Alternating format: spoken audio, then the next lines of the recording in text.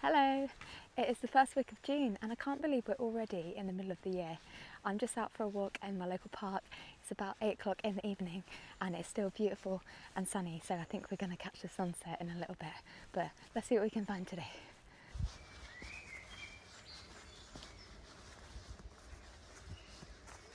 So this here is the ash tree, and when I come closer you'll see that it's absolutely laden in all of these bunches of seedlet. So these are the ash samara, commonly called keys, and these are edible, and there's a traditional recipe for pickled ash keys. You have to boil them and strain off the water a couple of times to get rid of the bitterness, and then you add the keys to a jar with some cider vinegar and some spices and make some pickled ash keys. So I've never actually tried those, but since there is an absolute abundance here, I might give it a go this year, see what they're like. So to identify the ash tree, you can see it's got these large pinnate leaves that have got serrated edges if you look really closely, and a single terminal leaflet as well. And it's got kind of like this grey bark. The buds of ash are pretty dark black and they've got a bit of a velvety feel to them. But it's quite a distinguishable tree, ash, especially when it starts to come into fruit with these hanging, drooping clusters of seeds here. Ash is actually one of the best burning woods, and there's an old saying that goes, even when it's green it's still fit for a queen. So yeah, really great round ash, and I've just chopped down one of the trees at the back of my allotment to let in some more light, and I'm drying a big old stash of ash wood as well, so that will see me through for the next couple of years. Trusty old ash. What a beautiful patch of red clover down here. Red clover is one of my favourite flowers to dry and use for teas. It's really great as well for things like eczema, rashes and skin problems, and it's also a traditional herbal medicine for the menopause, so it can help with symptoms like brittle bones, breast tenderness, hot flashes, night sweats and things like that. So it is a really awesome little plant, clover, and it makes an absolutely delicious iced tea, which is usually what I do with it. I make a dog rose and clover syrup and use that to make an iced teas, and it's really delicious.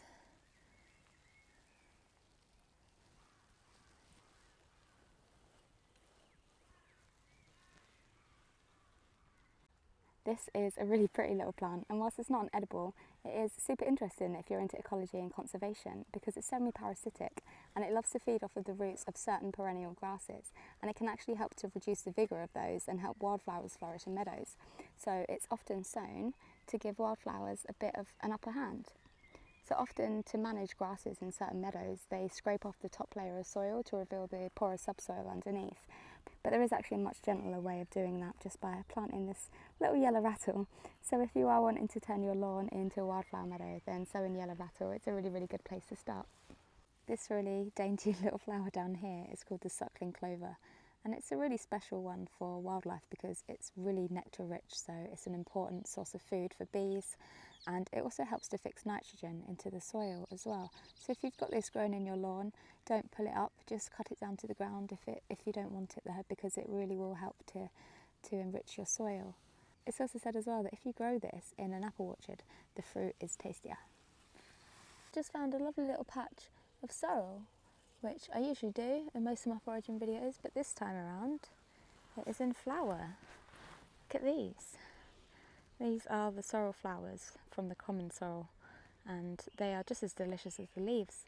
You can eat these, add them to salads just as you would with the chopped up leaves. You can eat them raw.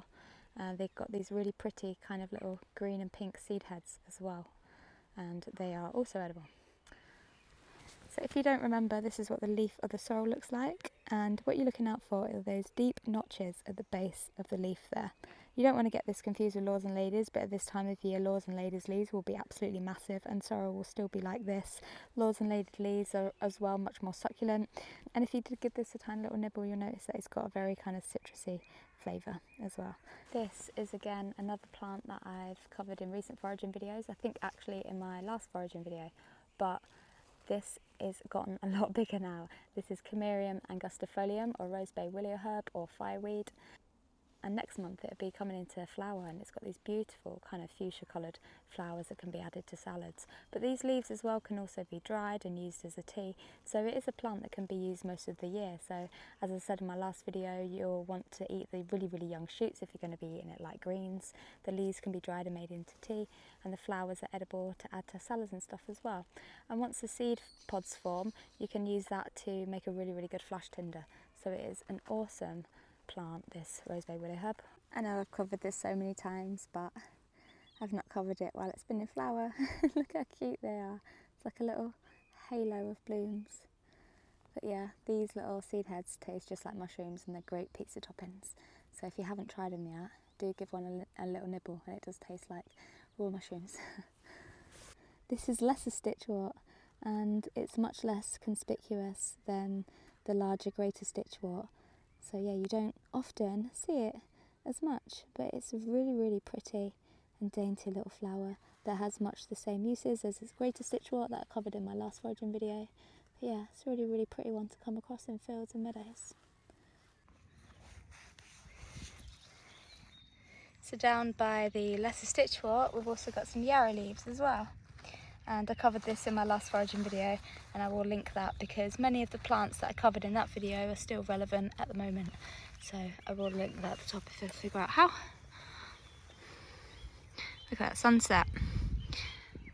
No nicer place to be right now, is there? Beautiful.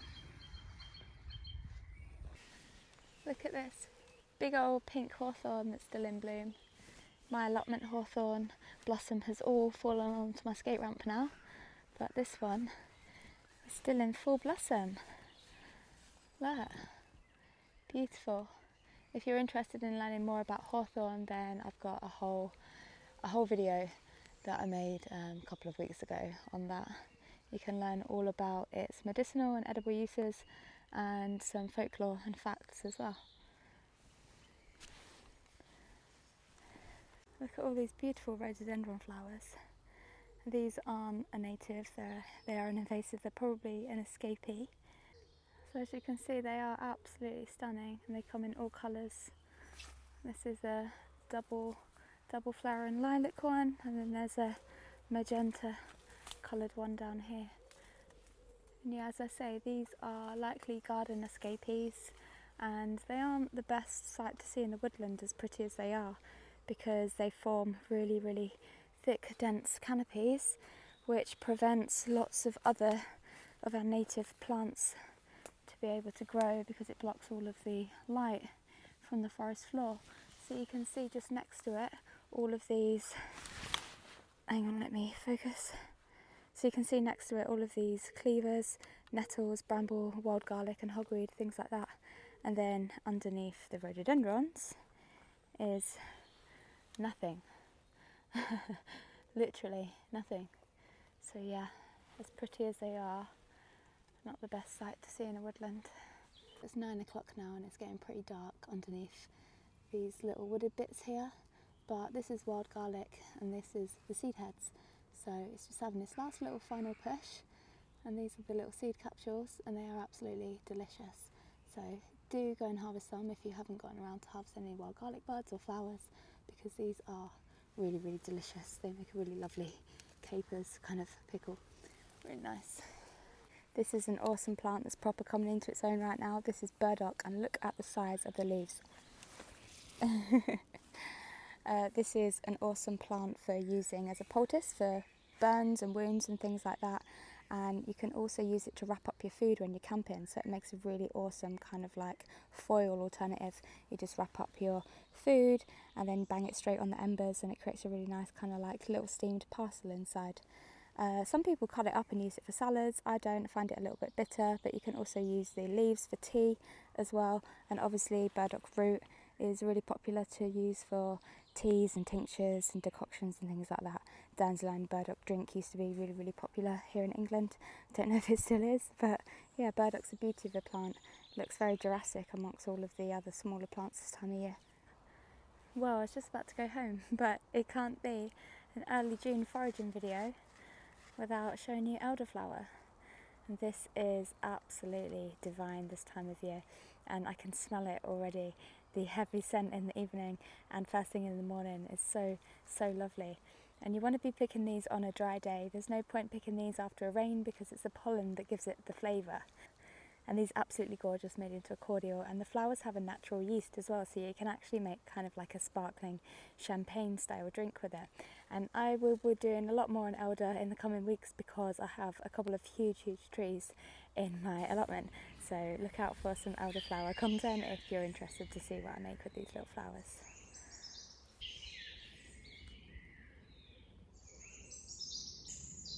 That evening bird song. I'm going to head home. See you next time.